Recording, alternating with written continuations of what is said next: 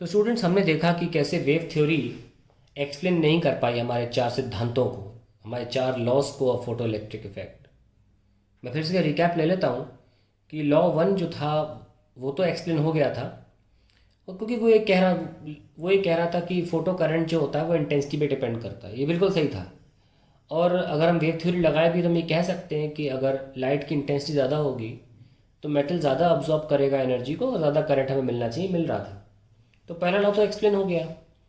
पर दूसरा लॉ जो था वो ये बात को एक्सप्लेन नहीं कर पाया कि क्यों ज़्यादा इंटेंसिटी के बावजूद हमारे पास ज़्यादा काइनेटिक एनर्जी नहीं है इलेक्ट्रॉन्स की। यानी कि काइनेटिक एनर्जी का इंटेंसिटी पे कोई डिपेंडेंसी नहीं है। इलेक्ट्रॉन की काइनेटिक एनर्जी से वो निकल रहे हैं, उसका कोई रिलेशन नहीं था इंटेंसिटी के साथ, जिस बात को वो वेव थ्योरी साबित नहीं कर पाई। तीसरा लॉ काइनेटिक एनर्जी की डायरेक्ट प्रोपोर्शनलिटी पे डिपेंड करता है, को बताता है फ्रीक्वेंसी पे, कि kinetic energy depends on the directly depends on the frequency of the light. Frequency बढ़ाने पर, इवन इंटेंसिटी को सेम रखकर, फ्रीक्वेंसी बढ़ाने पर काइनेटिक एनर्जी भी इलेक्ट्रॉन्स की बढ़ रही थी, और ये हम स्टॉपिंग पोटेंशियल से पता लगा रहे थे। काइनेटिक एनर्जी फ्रीक्वेंसी पे डिपेंड करती है, इंटेंसिटी पे नहीं करती। ये सेकंड लॉ था। और थर्ड लॉ ये था कि फ्रीक्वेंसी पे डिपेंड करती है, और एक पर्टिकुलर फ्रीक्वेंसी पे ही इलेक्ट्रॉन्स का एमिशन स्टार्ट होता है। इस बात को भी वेव थ्योरी नहीं समझा पाई। चौथा लॉ जो है उसमें हम इंस्टेंटेनियस एमिशन ऑफ इलेक्ट्रॉन की बात करते हैं, जिसमें ये कहते हैं कि इलेक्ट्रॉन 1 नैनो सेकेंड से भी कम टाइम में निकल जाता है। हालांकि जब वेव थ्योरी से कैलकुलेट किया गया तो करीब 3 से 4 महीने का वक्त लगा कि इलेक्ट्रॉन को निकलना चाहिए। ये चौथा जो लॉ था सबसे ज़्यादा परिपक्व था, अपने आप में गारंटी दे रहा था कि वेव थ्योरी नहीं समझा सकती फोटो इलेक्ट्रिक इफेक्ट को। लेकिन अब इनको और सफाई से समझाने के लिए बेस्ट तरीका होता है कि मैथमेटिक्स की हम हेल्प लें और मैथमेटिकल रीजनिंग के बेसिस पर ये साबित करें कि कैसे ये थ्योरी फेल हो जाती है, वेव थ्योरी। जैसे कि फर्स्ट लॉ की बात करने जाएंगे हम अभी। सॉरी, फर्स्ट लॉ तो साबित हो गया था, सेकेंड लॉ। देखिए इंटेंसिटी क्या होता है, पहले देखिए इंटेंसिटी ऑफ लाइट क्या होता है। इंटेंसिटी ऑफ लाइट होता है energy of light per unit area per unit time. That is the definition of intensity of light. तो इंटेंसिटी को हम आई से दिखा दें, एनर्जी को ई से, तो नीचे एरिया और टाइम आ जाएगा। ये फॉर्मूला आपने अगर नहीं भी सुना है तो डायमेंशन एनालिसिस 11th क्लास में सुना होगा। और ड्यूअल लेजेंड में ही मैं बहुत ही इंपॉर्टेंट सेगमेंट जोड़ूंगा फोटोमेट्री का। बहुत काम का होता है फोटोमेट्री सेक्शन, जिसमें आपको ये सब चीज़ें पढ़ाई भी जाएंगी। ठीक है। तो आप देख सकते हैं कि एक तरह से इसकी यूनिट भी इसीलिए होती है, एनर्जी अपॉन टाइम वॉट हो जाता है पर मीटर स्क्वायर। तो इंटेंसिटी की unit watt per metre square होती है। ओके। सो एनर्जी क्या हो जाता है, I A into T. That is the formula for energy in terms of intensity and area and time. यानी कि एनर्जी जो भी है वो एरिया पे डिपेंड कर रही है और इंटेंसिटी ऑफ लाइट पे डिपेंड कर रही है। Now what happens if we have a plate of metal and light falls on this. तो लाइट बनती किससे, वेव फ्रंट से। और वेव फ्रंट्स क्या होते हैं, they are the locus of all the points vibrating in same phase. क्योंकि सारे पॉइंट जो सेम फेज पे वाइब्रेट कर रहे हैं वो एक वेव फ्रंट पे पाए जाते हैं, इसीलिए energy is uniformly distributed on a wave front. कहीं डिफरेंट एनर्जीज नहीं हो सकती, uniformly distributed on a wave front. तो उससे ये होता है कि जब एनर्जी इस पे मेटल पे गिरती है, तो मान लीजिए किसी एक सेक्शन पे गिरी जो कि एटॉमिक लेयर है, जिसपे बहुत सारे एटम्स हो सकते हैं, ऐसे ऐसे ऐसे ऐसे ऐसे, है ना, एटम्स हैं। इस तरीके से एटम्स एक मान लीजिए किसी एटॉमिक लेयर पे हैं। अब क्योंकि वेवफ्रंट की एनर्जी यूनिफॉर्मली डिस्ट्रीब्यूटेड है, और मान लीजिए इतने एटम्स को एक वेवफ्रंट घेर सकता है, तो हर एक एटम बराबर एनर्जी एब्जॉर्ब करेगा। So each atom absorbs same energy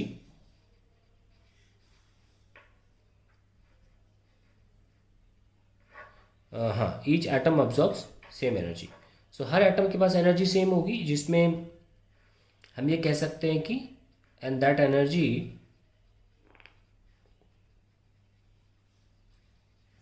is proportional two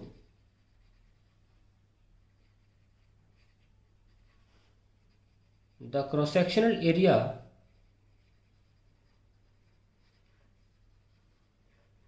of atom. Okay, so suppose ये एक एटम है, तो इसका क्रॉस सेक्शनल एरिया क्या हुआ, ये सर्कुलर, ठीक है ना। अब हम सरफेस एरिया नहीं लेते हैं, क्योंकि एटम जो भी है वो ऐसे नहीं पड़ा हुआ है, स्फेरिकली नहीं पड़ा हुआ है। जब उस पर गिरेगा तो ऐसे इस तरीके से सर्कल के फॉर्म में होगा। तो हम देख सकते हैं कि एनर्जी अब्जॉर्ब बाय एटम क्या होगा, एब्जॉर्ब्ड बाय एटम। ये सारा मैं वेव थ्योरी के बेसिस पे कर रहा हूँ। क्यों, वेव फ्रंट कैसे ले आया मैं, वेव फ्रंट उसकी एनर्जी यूनिफॉर्मली डिस्ट्रीब्यूटेड है, मेटल प्लेट पे गिरती है, और जितनी जगह पर गिरती है उतनी जगह के एटम्स इवनली उसको बांट लेते हैं आपस में, है ना। तो एनर्जी अब्सॉर्ब बाय एटम क्या होगा, intensity of light into area of atom, या हम कह सकते हैं projected area of atom into time. तो ये एनर्जी जो सामने आ रही है वो I/A/T करके सामने आ रही है।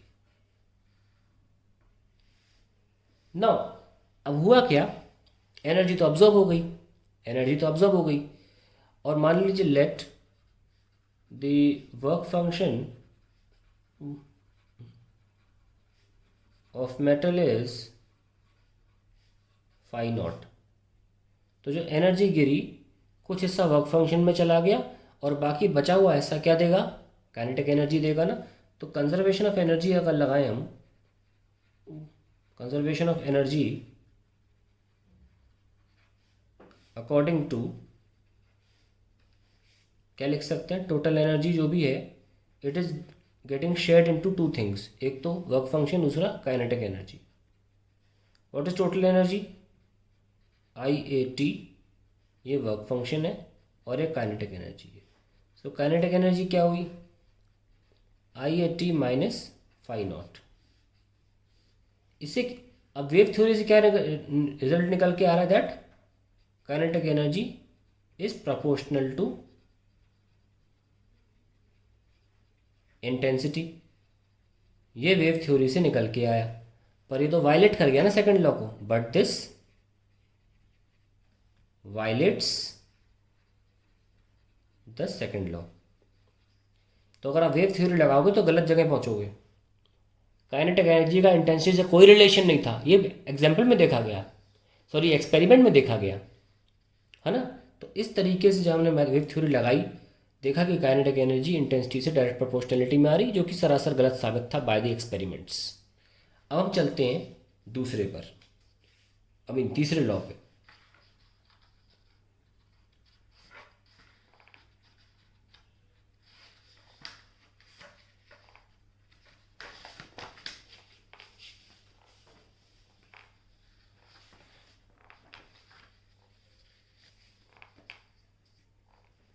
थर्ड लॉ,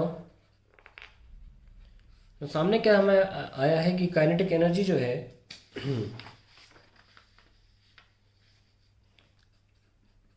वो निकल के आई I/A/T माइनस फाई नॉट ना। इंटेंसिटी ऑफ लाइट जो होती है it is proportional to amplitude का स्क्वायर। और ये एम्पलीट्यूड जानते हैं किसका होता है, मैग्नेटिक फील्ड का। लाइट तो दो चीज़ों से बनती है ना, electric field and magnetic field both. उसमें भी ये एम्पलीट्यूड इलेक्ट्रिक फील्ड का एम्पलीट्यूड पे होता है, क्योंकि लाइट जो भी आपको परसीव होती है वो इलेक्ट्रिक फील्ड की वजह से होती है। तो it's actually proportional to amplitude of the electric field vector of light, E²। इसको मैं ऐसे दिखाता हूँ E0, क्योंकि काइनेट हम टोटल एनर्जी को E से दिखा रहे थे ना यहाँ पे, तो क्यों ना हम इलेक्ट्रिक फील्ड को E0 से दिखा दें। हम E से दिखा रहे हैं ना एनर्जी ऑफ लाइट को, एनर्जी अब्जॉर्ब बाय एटम को, तो मैं E0 से दिखाता हूँ कि इलेक्ट्रिक फील्ड आपको महसूस होता रहे। तो इसको हम ले लेते हैं CE0², यहाँ पुट कर दीजिए। तो काइनेटिक एनर्जी आ जाती है CE0² AT minus phi naught. तो हम ये देख पा रहे हैं कि kinetic energy actually electric field के एम्पलीट्यूड के स्क्वायर के प्रोपोर्शनल है, which is again a violation of law 3 because kinetic energy is proportional to not the amplitude of the wave but the frequency of the wave, है ना. This violates the third law as kinetic energy is independent of amplitude of light wave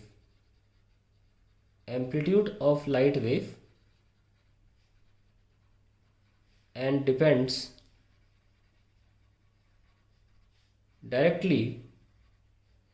लिखें या directly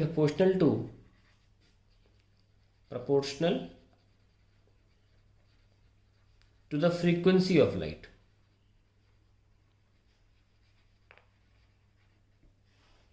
तो ये भी law 3 violet हो गया. अब बारी आती है हमारे फोर्थ लॉ की. इसमें मैंने कुछ एग्जाम्पल लिया है फोर्थ लॉ को वायलेट कराने के लिए. एग्जाम्पल उठाया इंटरनेट से कैलकुलेशंस के लिए, देखते हैं.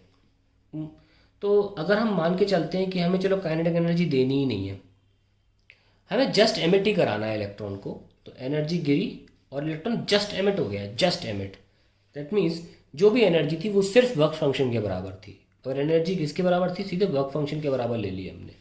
कितनी थी? IAT is equals to work function. तो टाइम निकलने में इलेक्ट्रॉन को कितना लगेगा मैं वो निकालने जा रहा हूँ. तो मैंने जो एग्जांपल लिया वो सोडियम मेटल का लिया है जिसका वर्क फंक्शन है 2.8 या 2.28 इलेक्ट्रॉन वोल्ट वर्क फंक्शन है. और जो जिस इंटेंसिटी पर हमें सोडियम एलिमेंट ने एक मेजरेबल करंट दिया, लेनर्ड एक्सपेरिमेंट में मान लीजिए हमने सोडियम यूज़ कर लिया हो, तो जिस इंटेंसिटी पर हमें पहली बार थोड़ा सा भी करंट मिला जिससे कि साबित होता है कि इलेक्ट्रॉन एमिट हो चुका है, वो इंटेंसिटी काफ़ी कम थी. वो थी 10⁻⁻6 वाट पर मीटर स्क्वायर. इतनी कम इंटेंसिटी पर हमें थोड़ा मेजरेबल करंट सोडियम एलिमेंट से मिल गया था कि एक्सपेरिमेंट किया जा सके. तो हम ये कैलकुलेशन यहाँ रख लेंगे और साथ में एरिया अगर हम लें तो हम सिंपली πr² लगा सकते हैं. किसी भी एटम का रेडियस जो 10⁻⁻10 मीटर का होता है, सबको पता रहता है, ये तो बात बेसिक है कि 10⁻⁻10 हम ले सकते हैं radius of an atom. Actually radius of atom जो होता है वो 1 lakh times the radius of electron होता है. इलेक्ट्रॉन का रेडियस 10⁻⁻15 है, तो अब 1 लाख से गुणा करेंगे तो 10⁻⁻10 आ जाएगा. So this is π10⁻20. So I am going to find out the time for it where 2.28 electron volt का मतलब होता है 1.6 10⁻⁻19. Intensity 10⁻⁻6 watt per meter square and this is pi 10⁻⁻20. Okay, so that is the calculation we have to do. ये cancel हो जाएगा, +1 बचेगा. ठीक है, हम 3.14 होता है और 1.6 है. अगर ये 3.2 होता तो 2 टाइम्स काट देता, तो मैं इसको ऑलमोस्ट 2 टाइम्स काट के 0.5 मान लेता हूँ. तो अप्रॉक्सीमेटली मेरे पास जो आंसर आ रहा है वो आ रहा है 1.14. 2.28 इंटू 0.5 इज़ 1.14 इंटू 10 की पावर +1 ये -6 ये 7 सेकेंड्स. ये मेरे पास आंसर आ रहा है. मोटा मोटा हमको पता है कि 3.16 10 की पावर 7 सेकेंड्स जो होते हैं वो 1 साल में होते हैं, 1 ईयर. ओके, तो या ये ठीक है, या आप कह सकते हो 365 डेज़, 365 डेज़ भी बोल सकते हो. तो आप 1.14 10⁻7 सेकेंड्स की बात करो तो कितना हो जाएगा? 365 डिवाइडेड बाय 3.16 इंटू 1.14 10⁻7 एंड 10⁻7. तो अप्रॉक्सीमेटली ये करीब करीब 130 डेज़ आ जाता है आंसर निकालेंगे. तो आप देख सकते हैं कि अगर वेव थ्योरी का पूरा इस्तेमाल किया जाए तो 130 दिन लग जाएगा इलेक्ट्रॉन को निकलने में, जो कि करीब करीब 3 महीना है. तो इसीलिए वेव थ्योरी पूरी तरीके से खारिज हो जाती है when it comes to explanation of photoelectric effect. और हमें आइंस्टीन के पास अब जाना ही पड़ेगा और हमें आइंस्टीन समझाएंगे अपनी थ्योरी से कि क्या है ये. इन तमाम लॉज को देखकर और तमाम निष्कर्ष लेनर्ड एक्सपेरिमेंट के बाद ही आइंस्टीन की थ्योरी आती है. Let's see what he has to से.